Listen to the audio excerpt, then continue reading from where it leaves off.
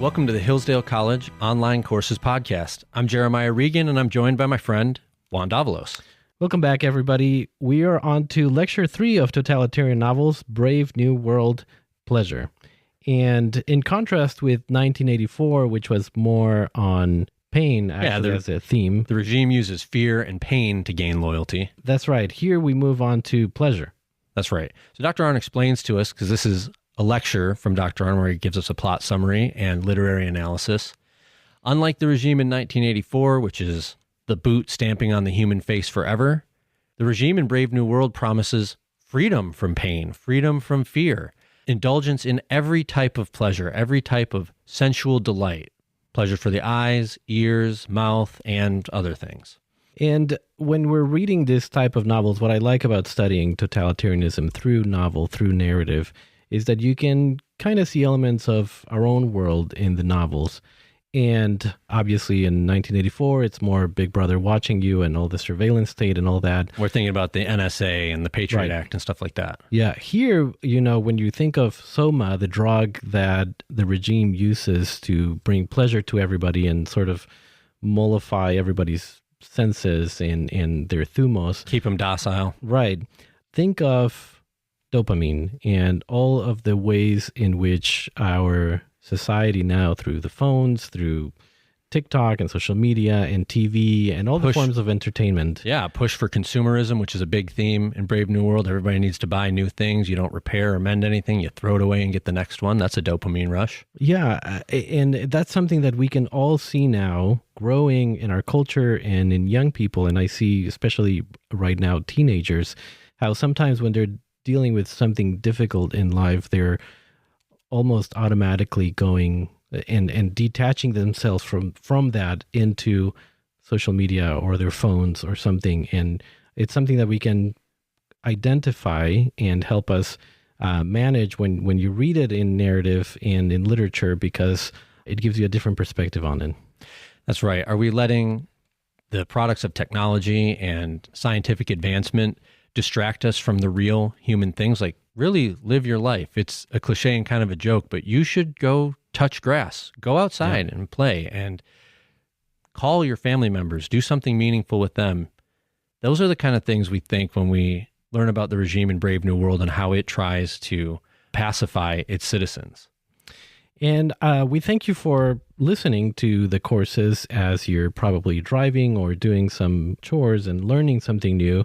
I do want to invite you to come to the platform at hillsdale.edu/course. We have tons of resources. We have outlines, study guides for you that give you a sort of like an outline of each lecture and the main points and some quotes that you can draw from the course to help you learn it better, as well as access to books, to our DVDs, to Blu-rays. So go to hillsdale.edu/course to access all of the resources that we have available for you. Now we'll turn to Dr. Arnn with Lecture 3 of Totalitarian Novels, Brave New World, Pleasure.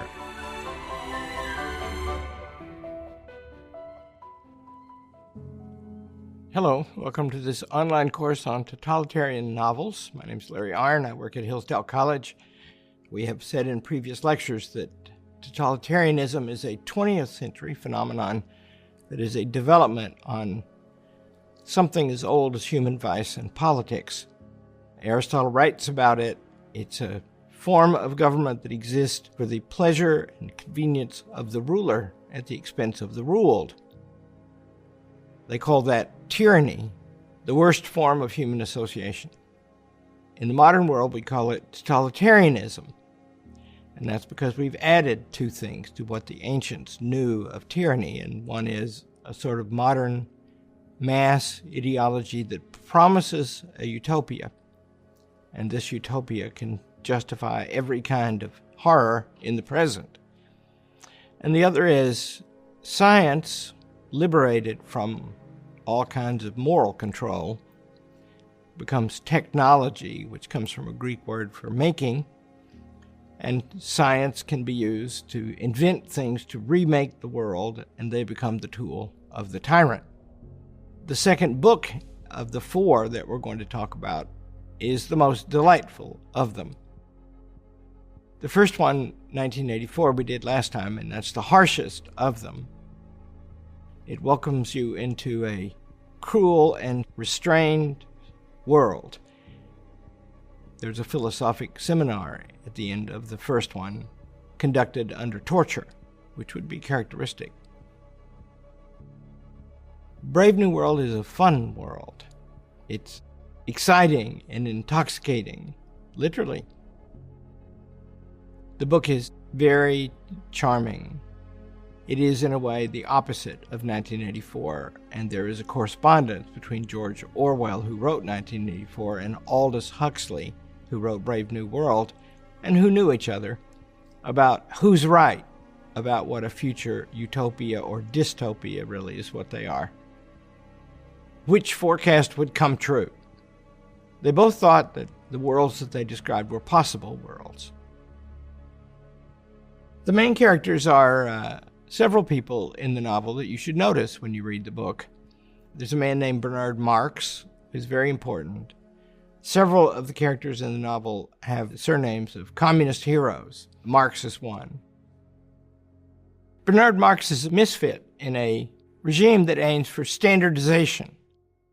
And he has lots of internal struggles, which the regime is organized completely to eliminate. One sees that it's not fully a utopia because it does not fully eliminate those internal struggles.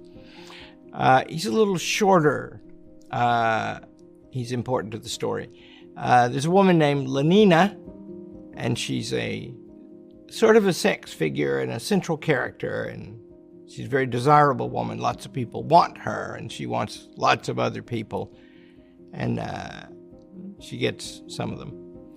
There's a man named Helmholtz, who's a scientist, an important man, and he's probably the most noble and ends up the happiest figure in the novel.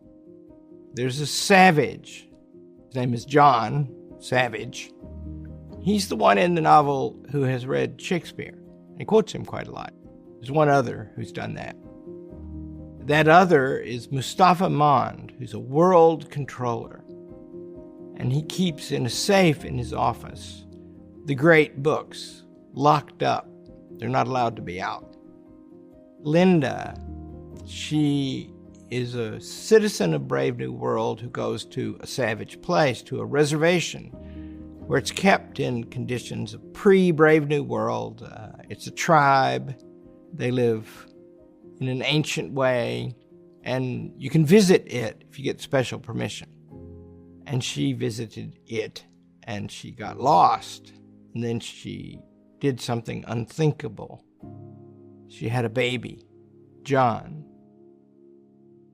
Well, let's start the plot. The plot begins in a hatchery. It's how babies are made. I said that the family is crucial last time, and it's in 1984. In all these novels, it's a very important thing because it's the source of us and the source of much of our lives and a domain in which we can have control of our lives and exercise all the human capacities. Not everybody gets to be a plumber, but in 1984, Winston Smith has to fix the plumbing in somebody else's family. So that's a place where we operate and grow. And so adjusting the family has enormous consequences for public life, and in Brave New World, they've simply eliminated it. It begins with a tour, and it's very artful how he begins the novel because he wants to introduce us to this world, which on the surface is delightful. Babies are manufactured in test tubes. They're on a big conveyor belt. Everything's temperature control. Large groups are manufactured at a time. They're always trying to get more because what comes out of each test tube is identical twins. They introduce alcohol or they deprive them of oxygen somewhere along the way to sort them into classes. The classes are arranged by mental capacity and also physical size, and they run alpha, beta, gamma, delta, epsilon. Epsilons are short, can hardly talk. They're the caste that does menial jobs. Alphas, they can think, They can create their top of the society. Also, they prove to be the most troubled group.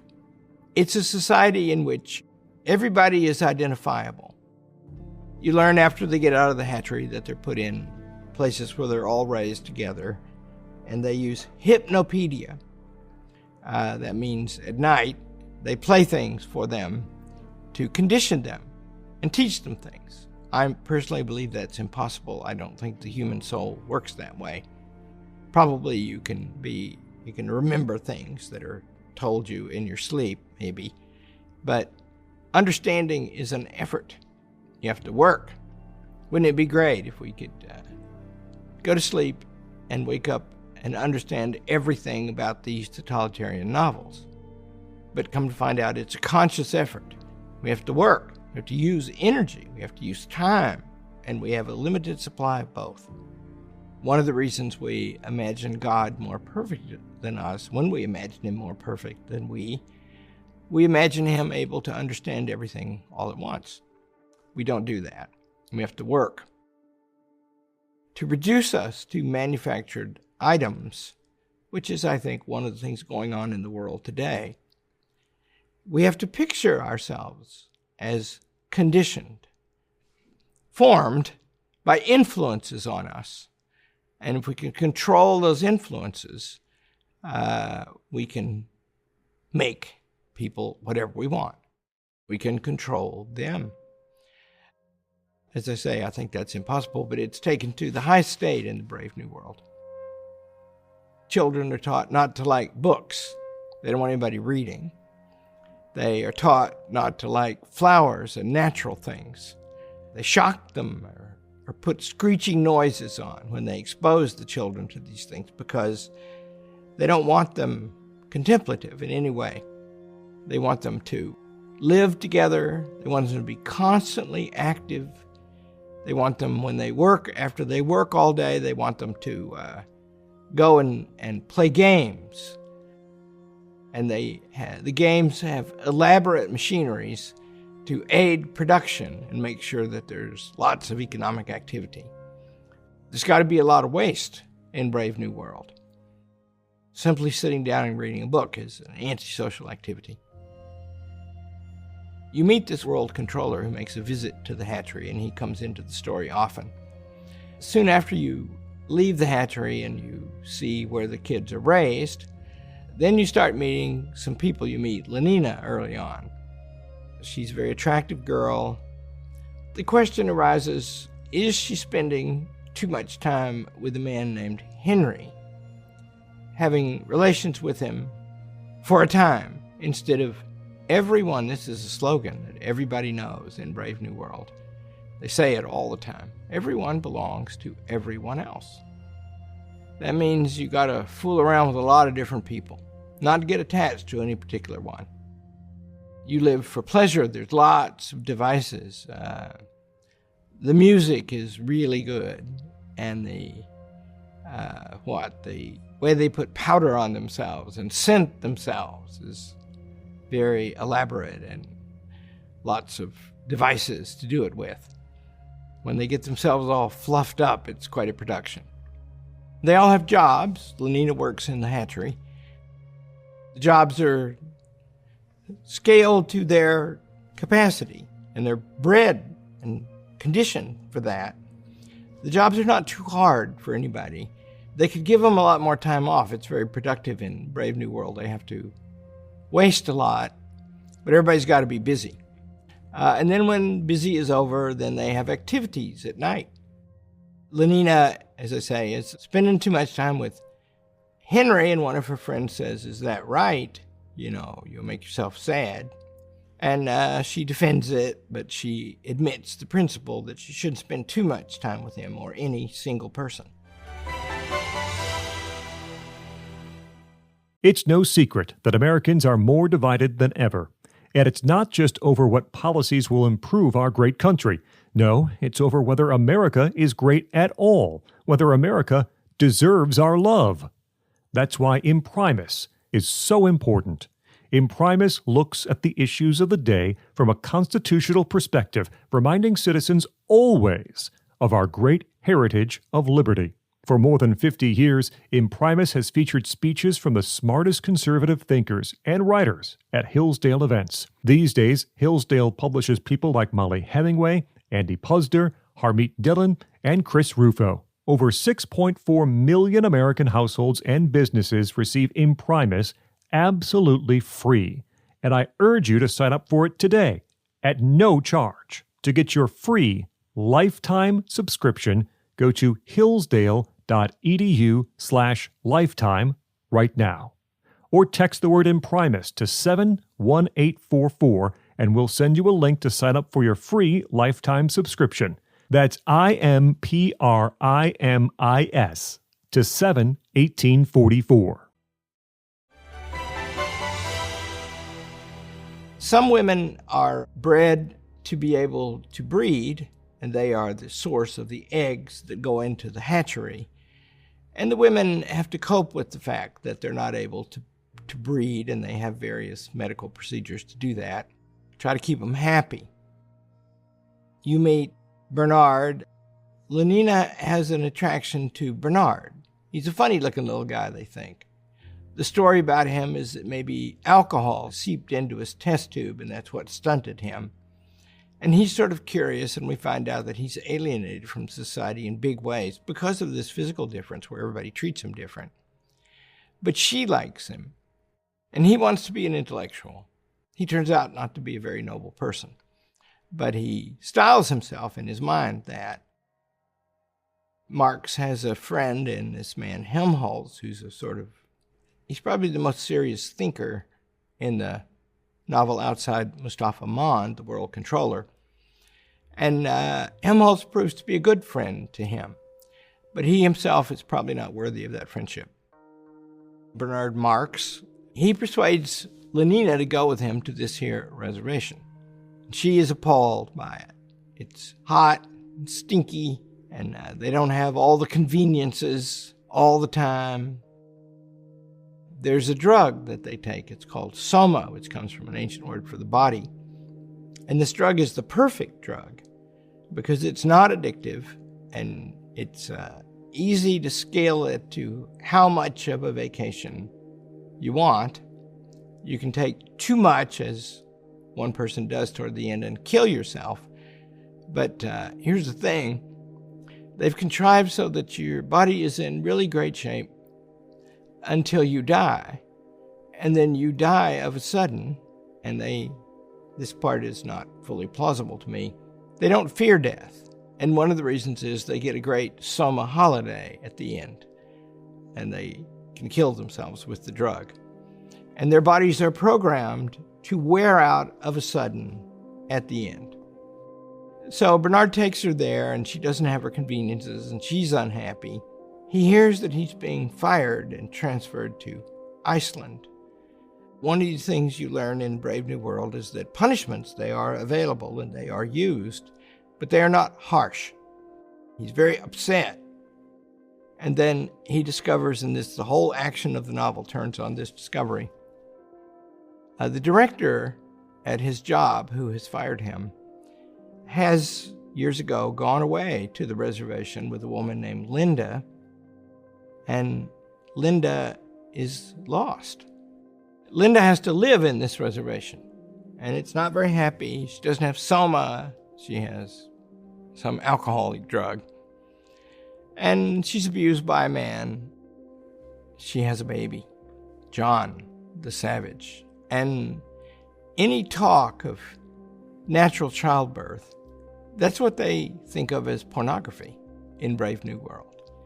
You don't mention in polite company childbirth or nursing a baby. Those are icky subjects, and foul.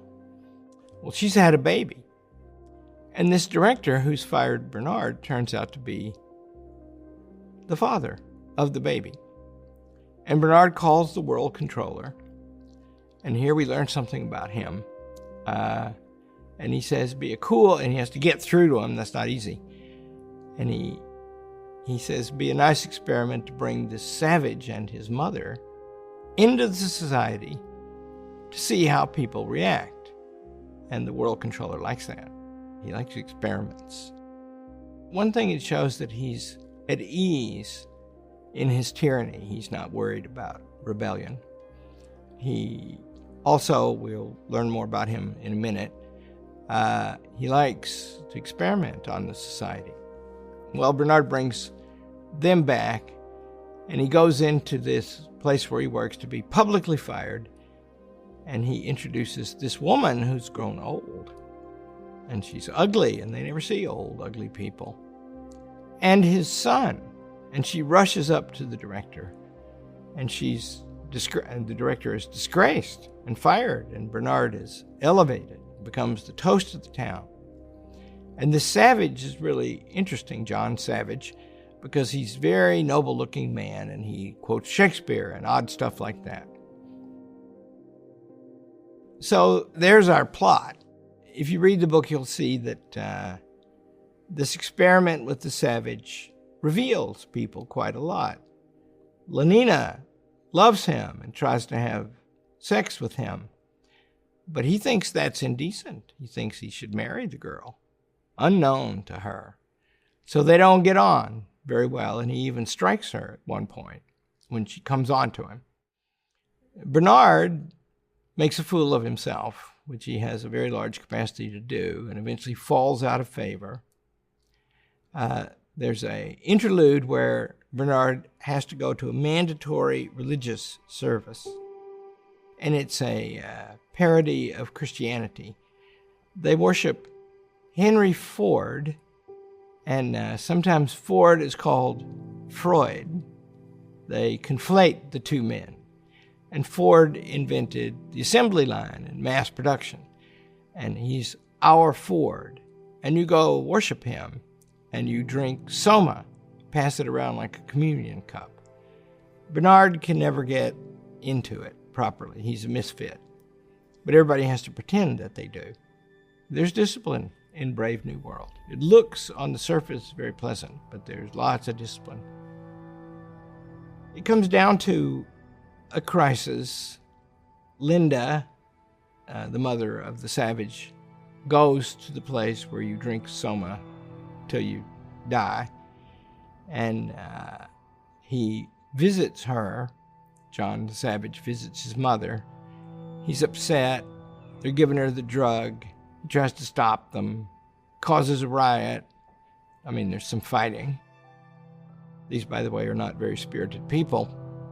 And they quiet the riot by spraying soma vapor into the air. And they all end up at the world controller's place. And here, I'll summarize at the end quickly. It's very revealing. They have a punishment for when you don't work out in the society. You get sent to an island. The kind of people who get sent to the island are the most interesting kind of people. People who don't conform. And so actually the island is a sort of a reward. And we learn that the world controller had the option of going to the island. He likes books, and he likes to think, and he keeps his Plato and his Shakespeare and his great authors in his safe and reads them. They have to be locked up, but he's a powerful man. He reads them. And he thought, he tells his story as a young man, he was kind of a misfit himself, different than Bernard, who turns out to be cowardly and craven in many ways. He's more like Helmholtz, who's a hero in the thing. And Helmholtz is a great writer. He writes jingles for commercials and hypnopedia training, and he's very good at it. But he's upset because he can't write anything serious. And the world controller says, of course you can't write anything serious. There's no tension in your life. You have to suffer. Helmholtz goes off to the island, and the world controller rather envies him, he says. But the Savage wants to go to the island, and the world controller won't let him. It's probably the most cruel thing that happens in the novel. The Savage is very unhappy in Brave New World. It violates all the moral standards that he has learned by reading Shakespeare. There happened to be a volume of Shakespeare in the reservation where he grew up. And he wants to go, and the world controller says, no, we'll continue the experiment. And at the end, the savage finds a remote place and hides out and scourges himself, among other things, because he's upset with himself that he desires Lenina very much, and he knows that's wrong. He's discovered, and he becomes a tourist attraction. And they besiege him. Everybody flies around on little helicopters in Brave New World. It's very convenient for the upper classes, upper caste, I guess you'd say. Crowds gather, and there's a bit of violence. He attacks one of them. At the end, he's found to have hung himself. That means that the world controller experiments on him unto death. And he mostly appears in the novel as genial man, reflective man, benign man. But Brave New World is a world in which people are distorted and changed to make them compliant.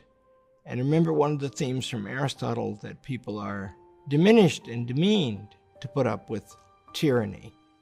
And these are shallow people on the surface, a very attractive and even delightful world. That's the novel. We'll talk about it with the students.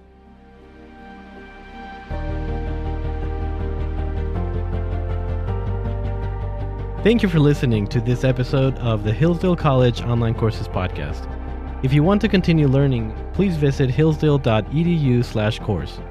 There, you will find over 40 free online courses including Ancient Christianity, the Genesis story, classic children's literature, and many more.